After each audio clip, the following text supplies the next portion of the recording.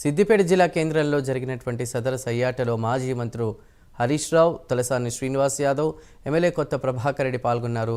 సదర్ యాదవుల ఐక్యతకు చిహ్నమని శ్రీనివాస్ యాదవ్ అన్నారు.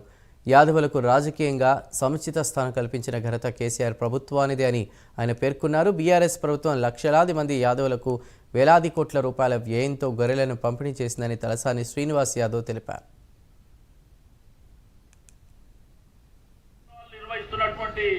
మా యాదవ సంఘం పెద్దలందరికీ నేను మనస్ఫూర్తిగా అభినందనలు తెలియజేస్తా ఉన్నాను.